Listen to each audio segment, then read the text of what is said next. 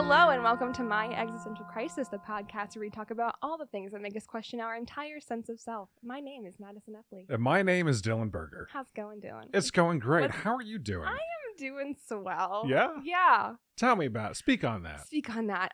Well, I had the most amazing carnivore experience of my life. Oh. I did. It was amazing. I think I'd mentioned it to you before, but I want to tell everybody about it. Yes, you went to Outback Steakhouse. Yes. For your birthday. And they Hee-haw. brought you a little cake. Yes. What was this experience? No. For David and my anniversary, we went to, I don't know what it's called. It's not helpful. You forgot. It's not helpful at all. It is, but the type of restaurant though is a Brazilian steakhouse. Right. So that's not the name of it. That's just the genre, if you will. I will. Okay. So it's I'm doing a really bad job of explaining. No, please continue. So it is an experience. You're not here to see this, but that was the most intense double snap I've seen in my life. Just threw out an elbow. I tried to reset my brain. So it is an experience. So whenever you sit down, they say, would you like the menu or the experience? It's one of those places. Oh, my. Yeah. And we're like, of course, the experience. And she's like, have you been here before? And we're like, no. And she's like, okay, well, this is how it works. Welcome to this and this and this. Basically, it is like a very fancy all-you-can-eat food place. Like, there's a salad bar. Mm-hmm. I don't like salad. I would more so call it like an appetizer bar because they have like soup and charcuterie stuff and grilled veggies and like a lot of really great stuff that salad eaters like myself do not like. Non-salad eaters, rather. Okay. And then threw me for a twist there. Yeah. Sorry, my brain. It maybe made me a salad person. It didn't. I lied. Okay. Anyway, gonna get back to the point. Anyway, this whole thing is actually a riddle. It's a riddle. Okay, I'm following. I have the clue so far. Yeah, okay. Then you have like this little coaster card that you flip over for green and it says yes on it. Like, yes, I would like some more. Oh. Or no for like, no, I'll hold off for a minute. Okay. But basically, these people, these servers, walk around with meat and they just give you meat. Wow. And you can say yes or no, I want more meat. And then you get sides that are also endless. Just quote unquote meat. Do you know what kind or mystery meat? No. Okay. No, it's like everything is like super high end and fancy. So like filet mignon. Oh. They have like lamb chops and lamb steaks. They had sausage, which I was like meh about, but it was so good. It was like this chorizo. That was probably my favorite meat out of all the meats that I had. And I had a lot of freaking meat. I gotta go to this. It was amazing. And they had chicken, which I did not have because, I just figured I wanted to fill up on filet mignon. Yes, naturally. Naturally. They had steak wrapped in bacon. Yeah. They had pork. It was amazing. Oh my God, I'm salivating on your microphone. You should be. This is what an amazing thing. Now that we got past I don't know how else to describe it. It's so like it's such a wild thing. Like I was overwhelmed walking into this place. Yeah, I would be too. It was like very high end and classy, and yet it's all you can eat. Wow, I've actually been to a Brazilian barbecue just once when I was younger. Yeah. And they served chicken hearts. Okay. Did you have the opportunity to eat any chicken hearts? I did not have the pleasure. I only ate the pleasure. Really, the pleasure. Yes. I only had really nice steak. Wow, that's wonderful. Yeah, it was amazing. And then I got creme brulee for dessert. Oh, my favorite. Sorry, it was one of the best dining experiences I've had in a very long time. And the name of this place is? I don't know. It was in King of Prussia. It was like Poco Acuna. It's not at all what it's named, but it was like Is 3 this a words. Hawaii place? No, Hawaiian? It was Brazilian. Okay. So it was like... Say Sicilian? Brazilian. Okay. So it was like Spanish, but not Spanish. It was Portuguese. Like Portugal. Wait, they speak Portuguese in Brazil? Yes. Oh, I see. Okay. Yes. Wow. Yeah. The one thing that you don't want as a restaurant owner is for the restaurant experience to be so overwhelmingly good that you forget the name of the place. That's exactly how it was. Yeah. I was like, what is this place? I don't know. And then you walk in, you're like, bam! I can only remember everything I was eating and not the name. Wow, that's fantastic. I want to go there. It was amazing. I would highly recommend. Yeah. Huh. Would recommend. Would recommend. I would recommend Hakuna Matata. That's what I recommend. Wow. Well, I'm looking forward to going there. Bakuna Hakika. Bahuna Kikika. Bakuna Hakika. Hey, folks, take a ride over to Bakuna Kikita. It's in King of Prussia. I know that much. Oh, man. Wow, it sounds like a life-changing experience. It was, Dylan, especially for a carnivore like me. It was amazing. Have you decided on your next trip there, or are you planning on going again anytime I would soon? love to go. I have not planned my next trip though. Yeah.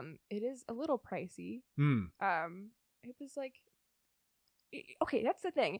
It's pricey, but for what you get and all you can eat, it really isn't. I think per person, it was like $55, which is a lot. Do not get me wrong. But it's endless. It is all you can eat. Yeah? And it's like really good stuff. Wow, this is now a food and drink podcast. Yes. We're reviewing Bakuna Media. And 5 out of 5 stars. 5 out of 5. Absolutely. 3 out of 3 Michelin stars. Yes. Sounds amazing. It was amazing. Are you sure this isn't just a dream that you had? Honestly, it might be. it might be a dream. Maybe I'm just talking about it. I'm like, guys, you have to go. And they're like, where is it? And I'm like, I don't know. It doesn't exist. Wonderful. Yeah. Wonderful. Yeah. What about you? What's up with you? Any fine dining experiences? I've had particularly poor dining experiences recently. Okay. Nothing like that, It's even tragic. close. It is tragic. What have I had? Over the course of a week, I've had maybe 2 barbecue chicken pizzas that you put in the oven that you make yourself. Like the frozen ones. Yes. Okay. So that was a highlight of my week, I think, having those 2. Do you eat them all in one sitting? Oh yeah, Yeah, of course. I take them out and I put on Frank's red hot sauce on them, as well as Parmesan Reggiano on top. And then I just go to town. Yeah. Snack I don't even cut it. No. I eat it like a sub. Are you serious? No, of course not. Okay. I have a little bit more dignity than that. Listen, I don't know. My dad would probably do that. I could see him doing that. Oh, we should get him on the podcast. Yeah. No, that's okay. That's quite all right. Should bring her dads on the podcast. Yeah. But yeah, other than that, I got a haircut. It looks great. Thank you. You can tell which side I slept on. You can today. You can. Yes. It's just I was thinking about a low taper fade. Yeah. You know, with what do they call it? A thought mark. It's like when you cut through the eyebrow. Yes. You slash through the eyebrow. Yes. And I wanted, I love the idea of going through the eyebrow and then along the side of the fade like that, because I've seen it done. You should totally do that. I could not in a million years pull it off. Not when I was clippers. I did. I cut David's hair once. Terrifying. And it was not bad. But yeah, it's I saw it done on TikTok actually. Yeah. And I was like, I wouldn't be able to pull that off when I was like 25, let alone 21 or younger. You could do it. Have faith in yourself. I'm all right, thanks. I'd rather not. All right. I don't want to have faith in myself, really.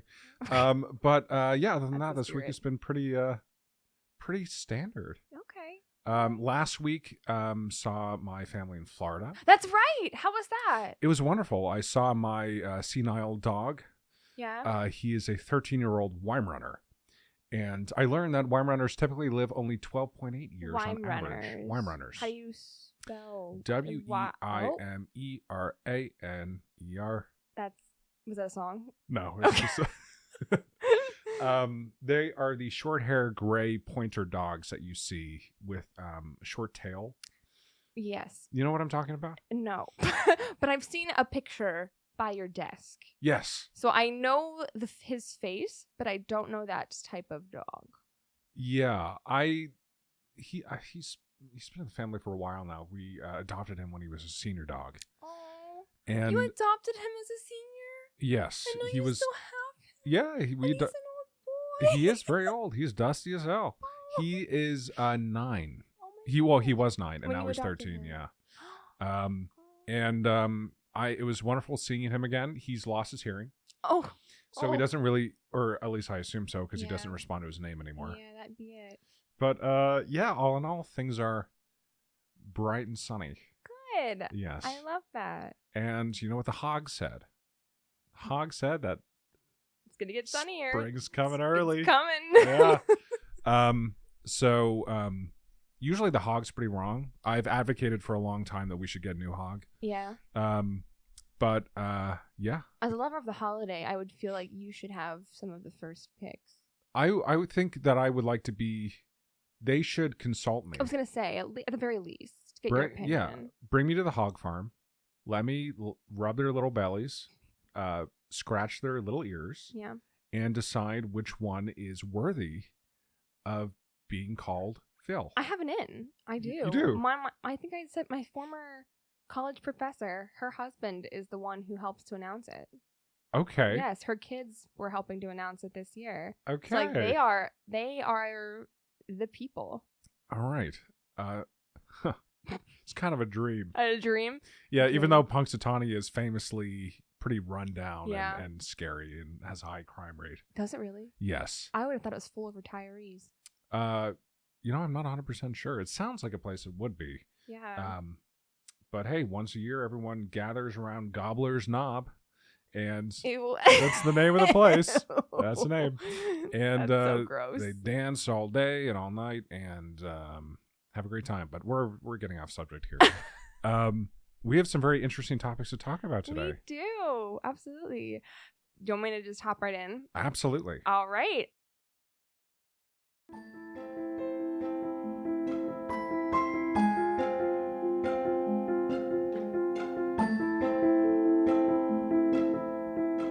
Well, today, I wanted to bring something a little less upsetting to everyone. Something a little fun. A little different, a little spicy. And so it's spontaneous human combustion. The most fun topic of them all. Oh, man, yeah. Yeah, so before I dive into that, I want to tell you about one very famous case of spontaneous human combustion as we know it. Wonderful. And this is the story of Mary Reeser. Oh, first real quick, my sources, history.com, PubMed, NBC News, all that's interesting, independent, live science, and BBC. Okay, now back to Mary Reeser. So on July 2nd, 1951, at around 8 a.m., landlady Pansy Carpenter arrived at her tenant's house with a telegram. Names were just different back then. I know, right? Pansy Carpenter, at your service. The tenant was 67-year-old Mary Reeser, who lived in St. Petersburg, Florida. Okay. After trying the door, Pansy felt that the metal doorknob was uncomfortably warm, so she called the police because that's typically a sign of fire. She did the right thing. Right. But when the police entered, all that was left of Mary Reeser were mainly ashes found among the remains of the chair that she had been sitting in. Oh. Yes. She very quickly became known as the Cinder Lady, and besides the ashes, part of her left foot remained with a slipper on it, and her backbone and her skull were left. Okay, well, saves money on cremation at least. It does, which is crazy. Just put her in an urn. Uh-huh. We're good to go. Just gotta melt the foot down. Or the slipper could be like an ornament. Oh, that's cute. Like a little hat for the urn. Yes. And as for the skull, it could make a tasteful bowl. Getting a little too Ed Gein with it here. A tasteful bowl. Yes. So while Mary's skull had survived and was found among the ashes, it was reported to be noticeably shrunken to the size of a teacup, as described by a fire researcher. That's cute. And now this was later disputed, but that is what he claims. The skull was shrunken to the size of a teacup. Yes, it would be a very small bowl. Yes. Mm-hmm. It would better serve as a teacup, if anything. It would. That's quite right, actually. But her remains were actually sent to the FBI director, J. Edgar Hoover. And he's like, what the fuck is this? Yes.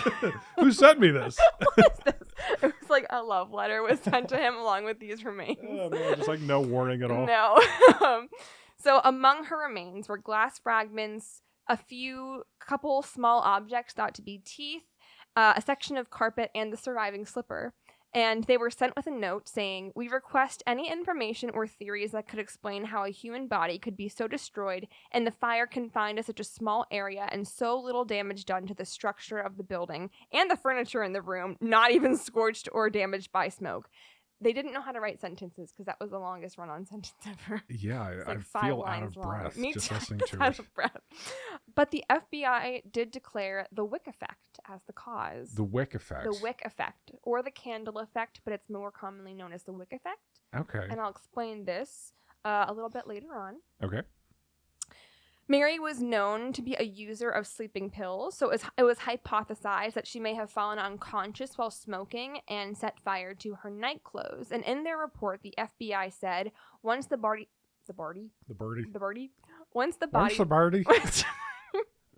Oh my gosh, I'm so sorry. Once the body starts to burn, there is enough fat and other inflammable substances to permit varying amounts of destruction to take place. Sometimes this destruction by burning will proceed to a degree which results in almost complete combustion of the body. That was directly from the FBI. And the shrinkage of the skull. Did not cover that. Does fire have...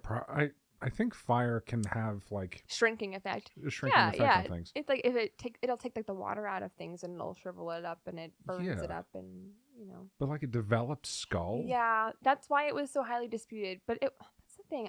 I don't know if this fire guy was just saying this to like make it more of a.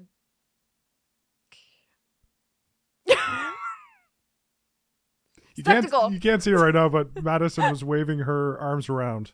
Spectacle. Yes. I was trying to find the word for spectacle. Yes. For spontaneous human combustion, or if he'd actually noticed that. Maybe she also just had a small head. We don't know. Honestly, the only spectacle I've ever seen is on the bridge of my nose. Yikes. Dylan wears glasses. Yeah, for the listeners, yeah. That's very interesting. Yeah. And there's also a really fun fact. You ready to hear it? Yes. So she was from Columbia, Pennsylvania, and is actually buried in the Chestnut Hill Cemetery right outside of Mechanicsburg, Pennsylvania. Really? She's 30 minutes away from us, Dylan. I want to go dig her up. I was going to say, we can go and look at her gravestone. I would love to do that. Yeah. Yeah. Field trip. So what are the characteristics? I can't talk today. I'm so sorry, Dylan, and everybody listening. I'm going to cut all this out. Actually, no, we're not sorry. We're not sorry. You should be sorry. For judging me. So what are the characteristics of spontaneous human combustion? What are they? Well, in 1938, the British Medical Journal put together the following characteristics. The victims are chronically alcoholics. They are usually elderly females. The body has not burned spontaneously, but some lighted substance has come in contact with it. The hands and feet are usually fallen off. The fire has caused very little damage to combustible things in contact with the body, and the combustion of the body has left a residue of greasy and fetid ashes, very offensive in odor. Okay. That is what they reported in 1938. 1938. Yes. And these incidents don't have any sort of history outside of the U.S. anywhere else? They do. Okay. This is across the world. Before 1938? Before 1938. I see. Exactly. And I'm going to talk about those right after I talk about the scientific explanation, because I figured it'd be fun to land on some fun explosion stories. Oh, explosion stories. Oh, combustion. Spontaneous combustion stories. Spontaneous explosion would be spontaneous explosion. Quite the terrifying phenomenon, yeah. Terrifying. But alcoholism was thought commonly to be a theme of spontaneous human combustion in the Victorian era, which is why it was kind of carried over into the 20th century. I see. So what is the scientific explanation for this, if we have any at all? There was an extensive 2-year research project that was conducted in 1984, and this consisted of 30 historical cases from the 18th, 19th, and 20th centuries. In each of these cases, the victims were close to plausible sources of ignition, like candles, lamps, fireplaces, cigarettes. You get it. Okay. And this fact was often omitted in stories to deepen the mystere and rumors of spontaneous human combustion. But investigators found a correlation between the victims' intoxication levels or other forms of incapacitation between them not being able to respond to the fire. So while alcoholism might not be a causation, it could be a correlation. I see. In cases where burning wasn't as extensive, the primary combustible fuel could have been clothing or a blanket. And in the cases where burning was extensive, furniture stuffing, rugs, and the like were helped to spread the burn. I say this not quite realizing what this means, because blankets and furniture I don't know why a blanket would make it not as expensive and furniture would make it more. I checked. That's what it said, but I don't quite understand that. So if you have any insight. Okay. Maybe because if your clothing is on your body, it's just on your body. Or if you're wrapped in a blanket, it's just wrapped around your body. But furniture is larger, so maybe that can spread. The rugs are larger, maybe that can spread. Maybe I just use really big blankets. Maybe that's what I'm thinking of. I don't know. I have no idea, to be honest. You know what I'm talking about? No, I don't. Okay, cool. I use very small blankets. Yeah, okay. Yeah. So I don't know. My feet hang off the end of the bed as well. Yeah. Uh-huh. Sad. It's sad. That's a good question. Why? So blankets would, I guess it would in some way stop the flow of air around the body. Okay, I can see that. And depending on the material that was like the prevailing material used to make blankets at the time, which I'm sure there were a few. Yeah. Those materials might not have been flammable necessarily. Okay. Whereas furniture is mostly made out of wood. Yeah. Okay. All right. I can see that. Anyway, just something to ponder. But these materials with like the furniture stuffing and the rugs and things like that, they helped to retain melted fat, which caused more of the body to be destroyed, which then causes more liquefied fat, which then just continues the cycle. And this is what is known as the wick effect. So I see. Because it can retain the heat so well, we just melt, and then the melting of the fat causes it to burn more. Okay, you have an enormous smile on your face when you said that. Very unsettling. Yeah. It's also an interesting fact that nearby objects tend to remain untarnished because the burning happens upward, and lateral burning is really unnatural and difficult, which is why shoes and legs and other objects like that remain untouched. I see. Okay. And all of this said, the two researchers did caution against diagnosing all of these cases with a single explanation, and they chose to rather investigate case by case. So despite them trying to put these pieces together, they were very much wanted you to know that they might not know anything at all. Okay, well, that's a good thing to preface any statement. Yes. Before I claim this thing is true, just know it might not be. Might not be true at all. Yeah. Yeah, I can start doing that, actually. Yeah. In another study in 2002, it was conducted to test how healthy bones burned compared to osteoporotic bones. And the study actually found that osteoporotic bones had more discoloration and more damage and fragmentation than the healthy ones. So this could be why a lot of the older people burned the way that they did in these cases, because their bones were more brittle and more porous, I guess. Oh, I see. Okay. Yeah. So some explanations, both natural and alternative theories. Like I mentioned, people who are advanced in age or were maybe obese or poor health, these are more likely to be victims because they couldn't necessarily get away from the fire, or they might not be realizing the fire is happening, things like that. Smoking is often seen as the source of the fire. Natural causes such as heart attacks can also lead to the victim dying and then them just catching on fire. I would prefer that, to be honest. Yeah. What if they're not dead from... I just said that they died. Never mind. Okay. Never mind. Oh my. Can you imagine like dying and then having an out-of-body experience floating above your body as it slowly catches on fire? I could imagine that because that'd be a very me thing to do. I'd slip and fall and catch on fire, and then I'd die and be like, oh man. Yeah, it's like watching your house burn Madison, down. like, what are you doing? Somebody help. Get help. I'm an idiot. The human body also typically stores enough energy and fat and other chemicals to fully combust the body. So even lean people have several pounds of fat in their tissues, and this fat, once heated, is what causes the wick effect. Plus with the clothing, that's why if there's a burn victim, you're never supposed to take the clothing off because it usually sticks to their skin. Sorry, I made it bad again. No, it's great. No, this is the farthest thing from bad. Okay. And the protein in the body also burns, but it provides less energy than fat, which because of the water in your body as well. So this can cause slow combustion, which can last for hours and give water time to evaporate in your body.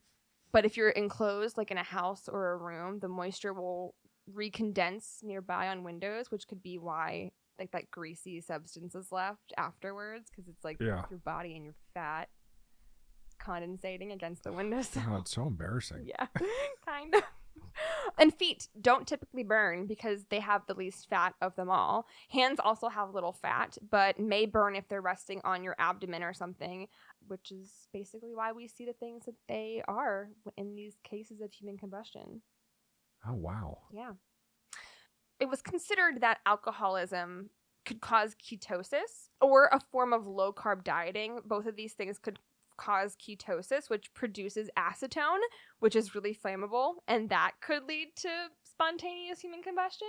I see. Yes, it's acetone. If you don't know what that is, it's like nail polish remover. Right. A lot of nail polish remover has acetone in it. So, since the emergence of the keto diet, have we seen an increase in spontaneous combustion? That's the thing. David's parents did keto for quite a long time, and they still do keto every now and then. But that was one of my main thoughts when they were on keto. Because I remember David's aunt was like how is your liver and all that, because like keto can be dangerous, like in talking about the alcoholism aspect and how they're related. And I was like, well, that would not be my first concern. Your liver's the least of your worries at that point. I would say bursting into flames would be the most concerning thing. And David's mom does a lot of cooking. Like, she's around a lot of freaking fire. She doesn't need to be around anymore. It's fucking terrifying. It is terrifying. Oh my God. So yeah. Mm-hmm. Obviously not gonna ignore. So yeah, you know. I don't want to ignore like the darkest part of it. It could be confused as a form of suicide, and there have been cases of that as well. But you know, we've kind of been able to tell which have been which, at least. But yeah, so some alternative theories. Get ready for this one. All right. A man named Larry E. Arnold wrote a book called Ablaze. In 1995. With the exclamation point? Ablaze! Yes, with the exclamation point. Excellent. I want to do it one more time. He wrote a book called Ablaze. Ablaze. In 1995, which proposed a new pseudoscientific subatomic particle, which he called Pyrotron. Pyrotron. Not like Larrytron? He didn't name it after himself? No. Pyrotron. That's kind of cool. It sounds like a Bionicle or like a Transformer. Okay. Yeah. It's actually what I'm going to be talking about today is Bionicles. Yeah. Not related to true crime. Not at all. I have my collection here, and I want to share it with the audience. It's a new podcast. I'm talking about food and Bionicles. So he also wrote that the flammability of a human body could be increased by certain circumstances, like increased alcohol in the blood. And he also proposed that extreme stress could trigger the starts of many combustions, which is terrifying because I'm constantly stressed. I was so upset when I read that. And I imagine thinking about it more makes you more likely to combust. Yeah. Despite saying all these things, there's literally nothing to back any of this up. Okay. So there is comfort in that. So Larry's a fraud. There is no Pyrotron. Stress does not cause you to combust. At least I haven't yet, and I would probably be the first. So. And you sit next to me in the office. Yeah. A writer named Michael Harrison wrote a book in 1976 named Fire from Heaven. Oh, in which he suggests spontaneous human combustion is connected to poltergeist activity. I was about to say that, actually. Yeah, were you? It's just a natural conclusion. Yeah, right? Poltergeist activity is somebody busting into flames. Busting into flames. So he suggested that the force which activates the poltergeist originates in... Wait, what? He argues, quote, this is a quote, so if it sounds awful, that's why. Yeah. The force which activates the poltergeist originates in and is supplied by a human being. Took the words right out of my mouth. Yes. So basically, he thinks that the poltergeist uses the human body to then be active. Right. And I said it better than he did. And that's not usually the case. So can you explain it again in your words? So I don't think I understand it exactly. Oh, God. So the poltergeist comes from poltergeist relies on the human body to do its mischief. Not true. Poltergeists are famously separate from humans. The force which listen, he's not correct, so he doesn't know what he's talking about either, Dylan. So, I'm reading a direct quote here. Okay, so what is your interpretation of the theory? My interpretation. I thought I had an answer. Now I'm not so sure. I thought it was saying that it feeds off of the energy in humans, like their soul, and because it's feeding off of that energy, maybe there's like a crossed wire. Oh, I see. Like an electrical difficulty, and then just like, oh, I don't know. So we got to do something about all these poltergeists. Yes, but in summary, he did say, fatal or non-fatal, spontaneous human combustion belongs to the extensive range of poltergeist phenomena. Yeah. My thoughts exactly. Yep, exactly. And there another man also suggested that a ball of lightning could account for spontaneous human combustion. Ball lightning is a real phenomenon. Yes. It's very interesting. And he said it's obviously circumstantial only. But the charring of human limbs has been seen in a number of ball lightning cases and are very suggestive that this mechanism could also have occurred where people have had limbs combusted. Oh, so maybe it's a combination of alcoholism, age, and ball lightning. Porcinellus dose. Porcinellus trace. Yeah, exactly. So now I want to talk about some skepticism to this skepticism that it doesn't exist. Because the human body has to reach a certain temperature, that temperature being about 3 degrees. 3,000 degrees? 3,000 degrees in order to be reduced to ashes. Madison editing here. I thought that sounded a little bit high, and that's because it was. Ignore that. It's actually like 1,400 to 2,000 degrees. Still very, very hot. But not 3,000. Anyway, back to the whatever the fuck I was saying.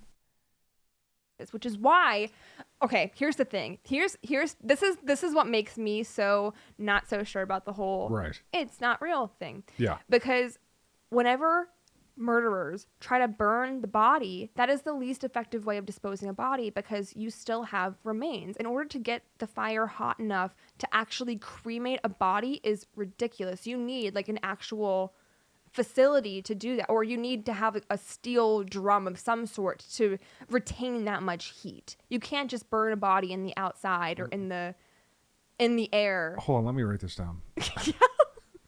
Take notes, guys. Take notes. You can't do that. So it's typically you're unable to burn a body. You can't outside of certain conditions. Outside of certain conditions, I have heard of one case of a successful burning of a body to cremate it and get rid of evidence, and that's because they had like a literal cremation thing for wild animals whenever they hunted. Okay. So like it was still a cremation chamber just for animals, which is, that's how they used a body, and it was bad. Sorry, one more time? What was that? I don't know. I can't hear you. I don't know. It's how they what? I made it bad again. I made it so bad again. So yeah, they used the cremation chamber for a body. Okay. And then not to kill, but to get rid of the evidence. Yeah. And it worked. Yeah. So that's what I'm saying. Well, I mean, obviously it didn't work very well. No, but it's really hard. It is really, really hard to burn a body to completion. So the fact that these... I can tell by the look in your eyes. So the fact that these bodies are being riddled to ashes is crazy to me. I don't understand. That's the biggest issue that I have. That's it. That's my biggest problem with it, and that's the biggest skeptical problem with it. Yeah, it has to be a combination of... It has to be a very unique sequence of events. There has to be the right situations, the right amount of bacteria, the right amount of like alcohol or some type of inebriation so that you don't move. Everything has to align so perfectly for this to happen. And we've never caught a video of it. No, we haven't, which is the bananas part. Do you know when the most recent case of spontaneous combustion was? I do, and I'm going to tell you about it right now. How's that for a transition? Michael Faraday, I believe is how you pronounce his name, on December 22nd, 2010. 2010! Sorry, it's so recent! He was a 76-year-old man. He was found dead in his Galway, Ireland home, and his body was badly burned. Investigators found no accelerants near the body or any signs of foul play. They were able to rule out the nearby fireplace as the scene of the culprit, and the only aspects to help forensic experts explain what happened were his scorched body, the fire damage done to the ceiling above, and the floor below. Okay. And that's it. It was like a traditional spontaneous human combustion case that you hear of in your nightmares. In the traditional way. In the traditional way, exactly. They don't do spontaneous combustions like this anymore. Not anymore. No. So after much consideration, a coroner did rule the case to be spontaneous human combustion, which obviously generated a lot of backlash and controversy. Despite the fireplace being ruled out, he was found laying on his back with his head closest to the open fireplace. So maybe, I don't know. I don't know how it was rolled out exactly. I don't know the specifics, but it's more likely a case of the wick effect rather than just like spreading in his body, more like a spontaneous human combustion, but that's the most recent one. And hands were still there, feet were still there. What? His hands and feet? No, he was completely gone. Completely gone? Completely gone. He was in a pile of ashes. What if he faked his death?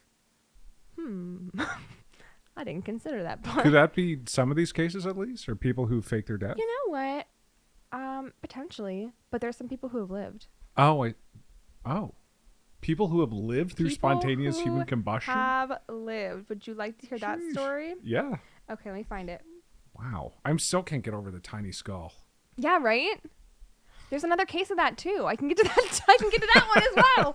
Okay, so Frank Baker, he faced death. Bad last name. Baker. Oh no. Oh no. Frank Baker faced death while earning 2 Purple Hearts in Vietnam, but the scariest moment of his life came in June 1995. He was living in Vermont and claims to have spontaneously caught fire while sitting on his couch. And unlike others, he lived to tell the tale. He was sitting in his home in Vermont, and suddenly he burst into flames. And he says, quote, "We were getting ready for fishing and sitting on the couch. Everything was great. My friend Pete Wiley was sitting next to me, and we were having a hell of a time. That is, until things started to heat up." "It was the damnedest thing I've ever seen," Wiley remembered. "Frank was freaking out and making me freak out." Baker started panicking and trying to stop his body from being burned. And he says, "I had no idea what was taking place on my body. None," he said. So they did get the fire to be put out. And he did go to the doctor because he was obviously burnt. Right. And the doctor called and said, "Frank, this burn started from the inside out." Oof. And that is the story of Frank. And distinctly, there was no stress or anxiety. They were having a hell of a time. They were about to go fishing. I was going to say, it's the calmest thing you can do. Yeah. Sheesh. Wow. I'll tell you a few more. So the drunk night was the very first history described spontaneous human combustion. It was an Italian night. He was enjoying a couple strong glasses of wine at his parents' home in Milan whenever he burped fire and succumbed to the flames and died. Cool. And that's not cool. This was in 1641. Wow. Okay. Yes. Mary Clues. In 1771, 50-year-old Mary Clues began to drink heavily after the death of her husband. And over the next 18 months, she became much addicted to alcohol, in the words of, her friends. Okay. She was drinking half a pint or more of rum each day, and on the night of March 1st, 1773, she retired early to bed. And at 5:30 the following morning, smoke was seen issuing through the window.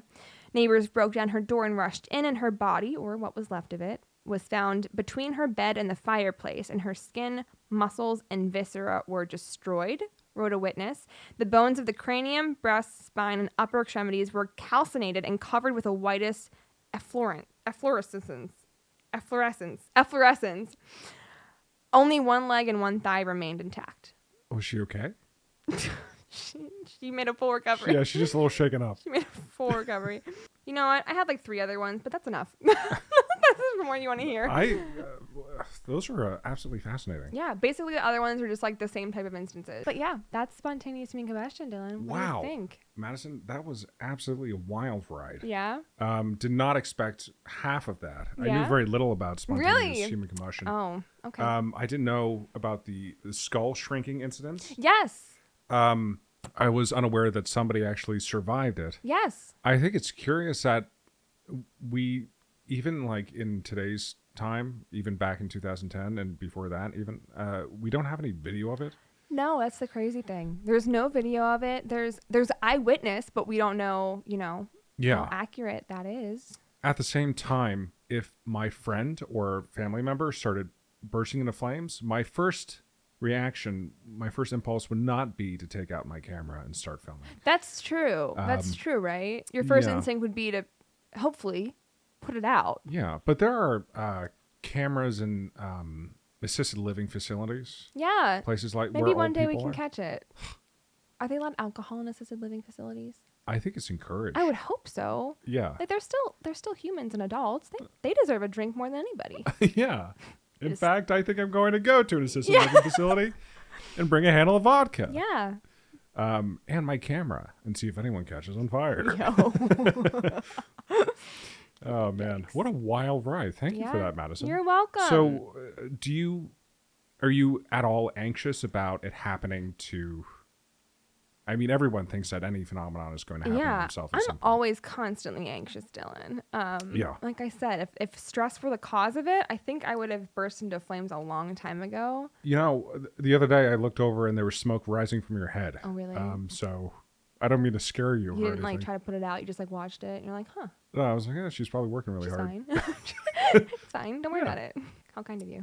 Yeah, of course. But it's certainly scary, but it's so uncommon. Yes. That I'm not all that worried about it. No, I'm not too worried about it. What I am worried about is the wick effect. That I am worried about. I am worried of burning. Period. Full stop. Yeah, burning is probably the worst way to die. Burning, yes. I am terrified of that, and with how clumsy I am, I'm terrified of burning. I think that's a rational fear. Thank you. I appreciate that. I'm also serious about fire safety. I once got somebody a gift of a fire extinguisher. Yeah, it's a great gift. It is. It's important to have one in your home. It is. And for all our listeners out there, you should get our My Existential Crisis branded fire extinguisher merch. Absolutely. Coming out this March. Yeah. We call it Merch March. March Madness.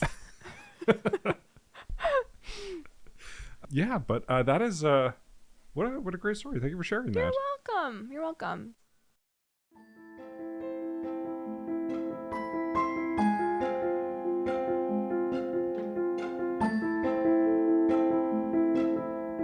Now, what did you have for us today? So we talked about this a little last episode, but for new listeners, Madison, do you believe in ghosts?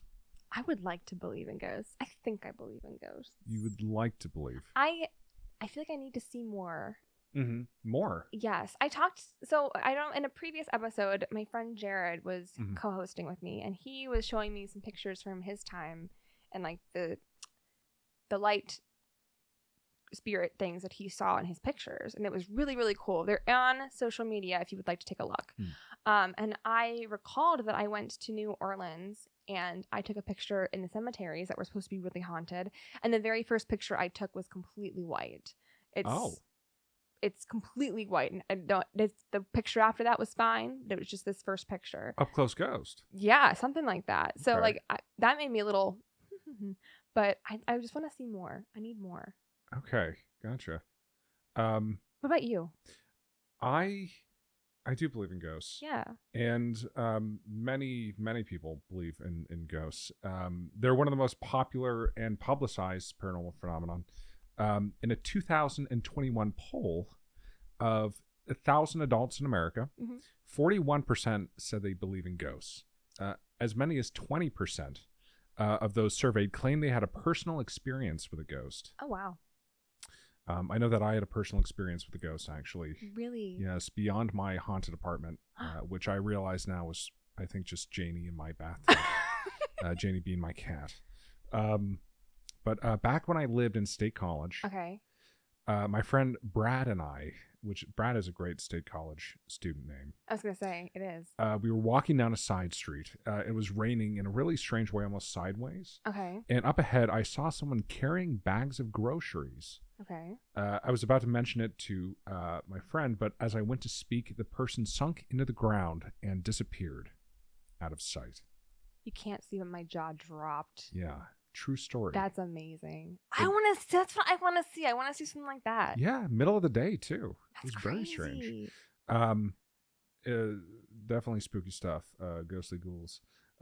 So there's a prevailing theory about ghosts that they're the souls of the deceased eternally wandering the earth. And that seems to make some amount of sense, as they're often spotted wearing clothing from another time, or they manifest around areas that have seen a lot of violence or suffering. Yeah. The theory that they're dead people is pretty convincing. However, that's not the only theory about the existence of ghosts. Oh.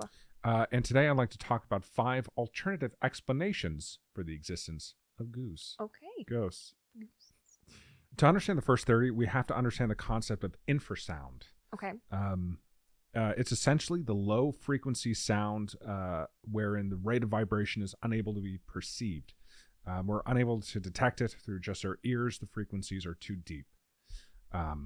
What's more, there seems to be a connection between infrasound and paranormal phenomenon. In 1980, an engineer named Vic Tandy was working in a laboratory with a reputation for spooky occurrences. Vic Tandy. People reported feeling uncomfortable in the lab, and Vic Tandy himself even reported seeing an apparition. Were they just uncomfortable because of Vic? Is he making everybody feel really Mr. uncomfortable? Tandy, you're standing a little too close. Vic Tandy was a mouth breather for sure. Yeah. So one day, Tandy noticed a fencing foil, which is the sort they use in fencing. He noticed it vibrating in a clamp. Oh. He traced the disturbance to a fan emitting noise at a frequency of 19 hertz. Okay. On switching off the fan, Tandy found that the feeling of discomfort he had disappeared. Tandy came to realize that low-frequency vibrations, that infrasound, can cause dizziness, blurred vision, and feelings of fear. Okay. Tandy's work has led some more scientifically minded people to conclude that paranormal phenomenon is often a product of infrasound, and its effects. Wow. Okay. There may be some truth in this, found in another example. There was a 14th century pub cellar in Coventry, England. Wow. People... 14th century. Yeah, go back to... Coventry, England. People said that they saw the specter of a quote-unquote gray lady. It's always a gray lady. Yeah. But on closer inspection, there was a 19 hertz wave within the cellar. Very curious. Yeah. All right. Second theory. Okay. Going off of the theme of natural phenomenon, there's existing natural phenomenon we know about that we can easily use to explain ghosts, or at least explain a good number of sightings that people have clung to. Outside of infrasound, there is the mental phenomenon of hypnagogic hallucinations. Hypnagogic hallucinations are images or sensations that seem real and occur when you're falling asleep, basically when you're in that half-conscious, half-asleep state. Okay. These hallucinations can be visual and auditory and very vivid. When you're transitioning between wakefulness and REM sleep, that's when they occur. This is like sleep paralysis. Whenever you're like, when you have those hallucinations, basically. Yeah, very similar. But you don't even need to be in a state of sleep paralysis to have these hallucinations. Yeah. Now, I have to talk about something deeply personal, actually. Okay. When I was 10 years old, I was visited by the HatMan. Okay. Do you know the HatMan? I don't know the HatMan, but I feel like everybody has a HatMan. I had a HatMan, Dylan. You had a HatMan? I had a HatMan. Tell me about your HatMan first, and I'll tell you about mine. Okay. It was around 9 o'clock at night. I turned over my bed, and I saw a man with a wide-brimmed hat kneeling in the middle of my room. Jeez. I turned toward my wall and screamed, but when I looked back, there was no one there. The HatMan was gone. What is your story of the HatMan? He would show up in my dreams. Holy he shit. was like a short, stumpy, round guy with a bowler hat. Oh, that's kind of cute. Yeah, kind of. But like, kind of. He was both non-threatening and like not peaceful at the same time. Like you knew enough to trust him, but you knew enough to also be skeptical of him. At least that's how I felt. Like I wasn't like completely trusting, but... Did he have a name? Just called him the HatMan. Just HatMan. The bowler man, even. Bowler. Because he had like a bowler hat. A little bowling ball with a bowler hat. Yeah. Cool. Yeah. There are a lot of stories about the HatMan. I feel like a lot of people have a HatMan. Yeah. There's a whole... I'm pretty sure there's a subreddit completely dedicated to stories about I believe it. I believe it 100%. Now, years later, I know that the HatMan experience that I had was likely just a hypnagogic hallucination. But for all the people out there who are unaware of what this kind of thing is, then yeah, I think it's reasonable to believe in ghosts if you had an experience like mine. Yeah. 10-year-old me was convinced that he was visited by the HatMan, and that the HatMan could show up in his room again at any time. Oh my gosh. Terrifying stuff. I almost said that's hilarious. It's not hilarious. Yes. It's hilarious. Yeah, terrorized by the idea of terrifying. home intrusion. Yeah. It's funny. My type of humor. But yeah, people who have been falling asleep only to see a ghost are probably convinced that ghosts are real, when in fact, it was just their brain in a semi-dream state. Alternatively, we might be able to better see into separate dimensions when we're half asleep. Okay. Kind of like last time with the... Yeah. Okay. All right. And these hallucinations are actually real. We just classify them as hallucinations. Okay. Maybe because the brain doesn't have its defenses up. If so, the HatMan did in fact visit me. Jeez, I hope not. Yeah. Maybe he didn't like my reaction. Yeah, he's like, damn, I was just trying to say hi. Yeah, he put a curse on me. Scream. And that's why you are the way that you are. Yeah, head too big. Head too big. Can't wear hats. You cannot wear. Yeah. He cursed you so that you could never wear hats. Yeah, exactly right. You're scared of my hat? You'll never wear them. You'll never wear them, kid. You'll never wear a hat in this town again. So what was the last dream that you had about the bowler hat man? It used to be a while. I used to dream it a lot whenever I was little, and we'd go through different like dreams together. But then it stopped for a while. But then I think I would get a couple in middle school then randomly, and then the most frequent recent one that I can think of was, I think it was in college one time, and like I hadn't thought of him for years, and all of a sudden it was just this guy. I'm like, I know you, and he's like, yeah.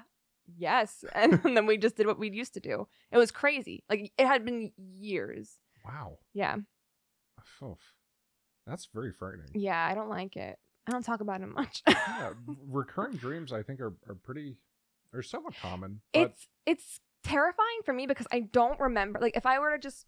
I couldn't tell you what it was about. But if I were to dream that again, I'd know exactly what was going to happen next. I know what we were doing. I'd know it. Like the back of my hand. What usually happened in the dreams? I couldn't tell you. That's the thing. I couldn't tell you. I never remember whenever I wake up, but whenever I'm in my dream, I know it. I know exactly what is going to happen. Mm-hmm. Like, I've done it all before. It is like it is a recurring dream. I just don't remember it when I wake up. Well, he may come back. You know what? I kind of hope so.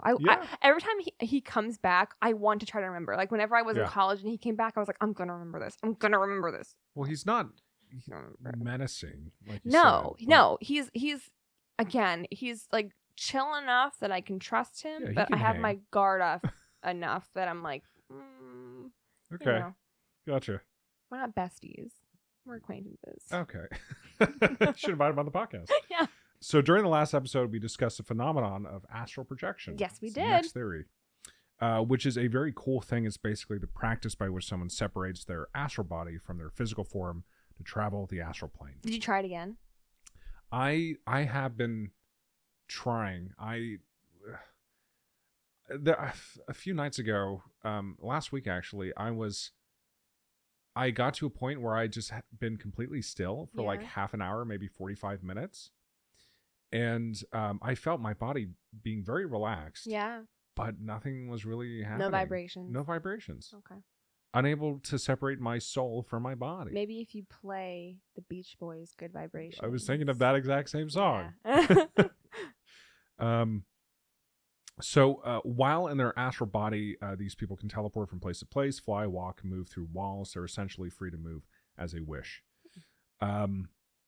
Whether or not you believe in astral projection, it has a long history and appears in many different cultures dating back thousands of years. And there's a good-sized community surrounding it.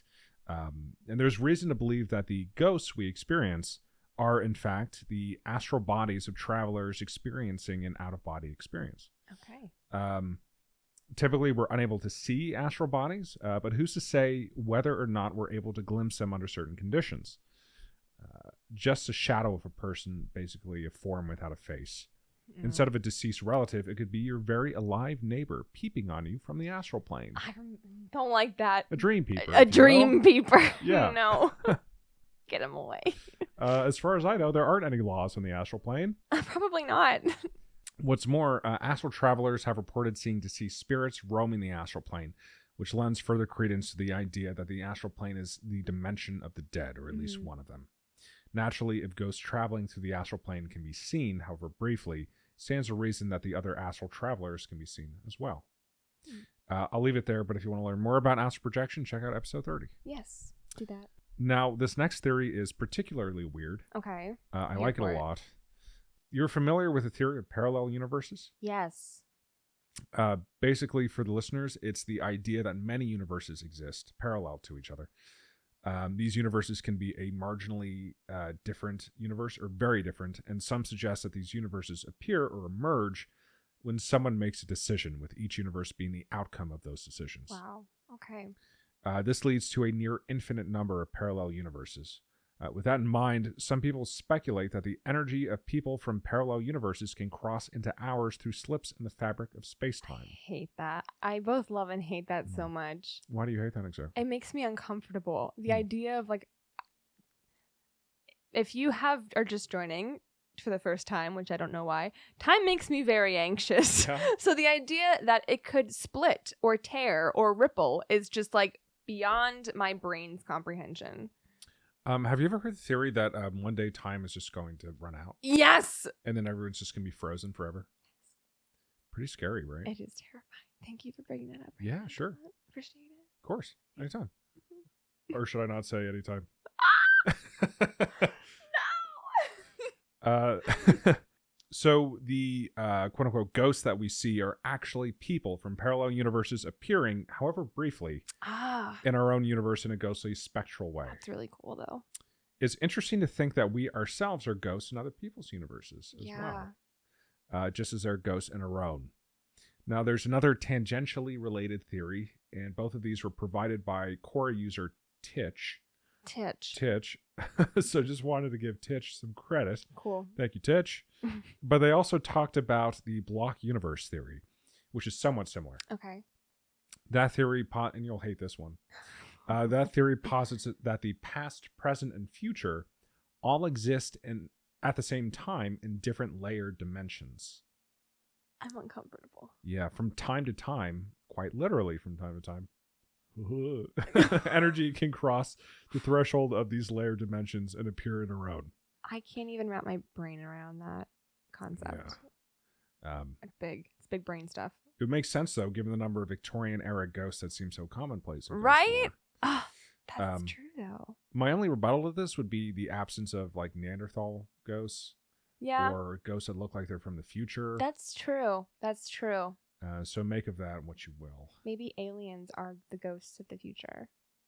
Well, some people say that gray aliens are just evolved humans coming back to the past. Yeah, that's kind of what that looks like when people describe it. Yeah. Not that I know. Man. Sorry, I'm just zoning out thinking about aliens. No, you're good. You're good. Which leads very well into this next point. Okay. Carbon monoxide poisoning. Fire safety and gas safety? Yeah, absolutely. Gas safety is very important. The final theory I have for you today is maybe the least magical. Okay. And it starts with a story. There was a paper published in the American Journal of Ophthalmology? Ophthalmology, yes. Are you familiar? I am. What is ophthalmology? Ophthalmology is the study of eyes. Oh, I see. My aunt works for an ophthalmologist, which is the only reason I know that. I thought it was optometrist. Or is there that is an optometrist, but ophthalmology is like the all-encompassing term for it. Optometrist is like the eye doctor. Uh-huh. Ophthalmologist is like just the they field. do everything. Oh, I see. I believe so. Gotcha. They're two different jobs. Okay. Can't tell you more than that. Gotcha. You see. So there was a paper published in the American Journal of Ophthalmology by William Wilmer, which is a hell of a name. William Wilmer. And Billy Bilmer. Yeah. Billy Bilmer. Good old Billy Bilmer, 1921. They don't make names like they used to. No, they huh? don't. It reported the story of a family living in an allegedly haunted house. Okay. The family in the house heard slamming doors and footsteps in empty rooms. One of the children said that they felt something sitting on them. Jeez. And the woman, Jesus Christ. And the woman of the house claimed she saw a man and woman standing at the end of her bed, only for these apparitions to disappear a moment later. I don't like that. Over time, the family grew depressed and their plants began to die. It was around that time that they found an explanation for the haunting. Okay. It was a faulty furnace that was channeling carbon monoxide into the home. The family was collectively suffering from CO2 poisoning. Oh my gosh. Yes. CO2 has been known to cause hallucinations, among other effects, and it's a solid explanation for the sudden appearance of ghosts. Oh my gosh. Check your CO2 detectors, guys. Yeah.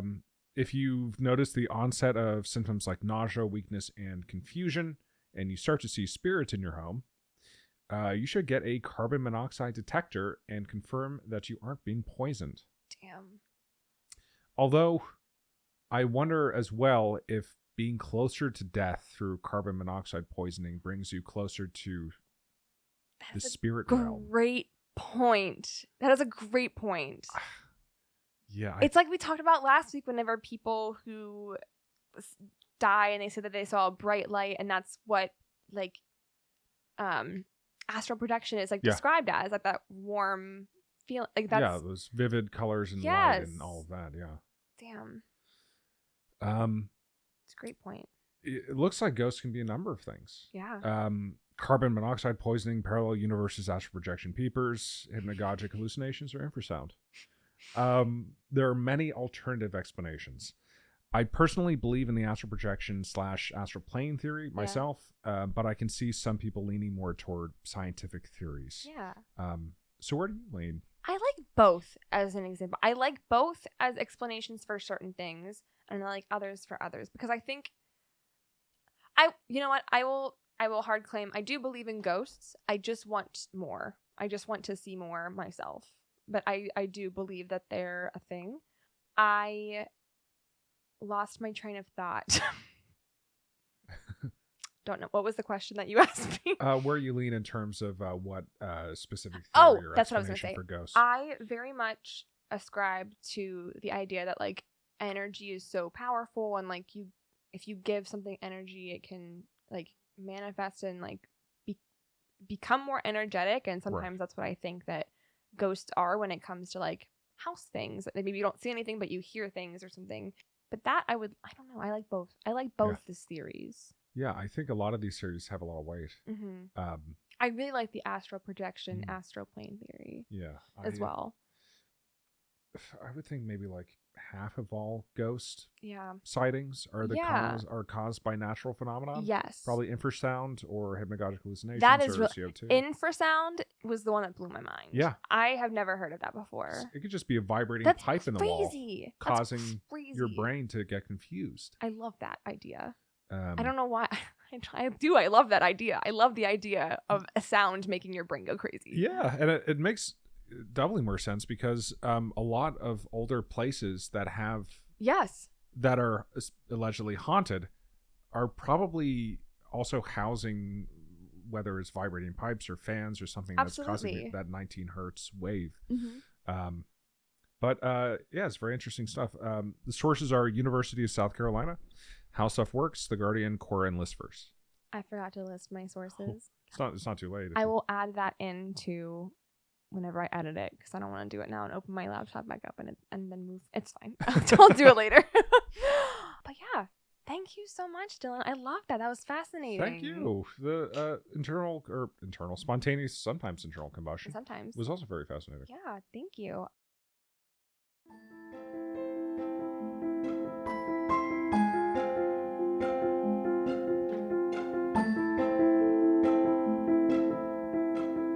Ideas of what you're gonna do next? No. I don't usually. Nope. I don't usually choose mine this early, but I think I might say it and commit to it early on, and then give a sneak peek to people who've listened this far. What is it? I want to do the Black Eyed Kids. Oh, yes, I have heard of that. I would like to do that. It's kids in a different way. Yeah. Kids with a twist, if you will. But yeah, I think this kind of like led me in that vibe, and I really want to do that next time. Cool. Yes, very interesting. Yeah, so tune in next time for some black-eyed kids and whatever Dylan brings to the table. Bow, bow, bow. Thanks, you know the drill. You can follow us at ME Crisis Pod on Instagram and Facebook. You can email us at myexistentialcrisispodcast@gmail.com. Yeah, let us know what you think. Send topic ideas if you have them for us to do. But thanks, guys. Thank you, guys. See ya. Bye.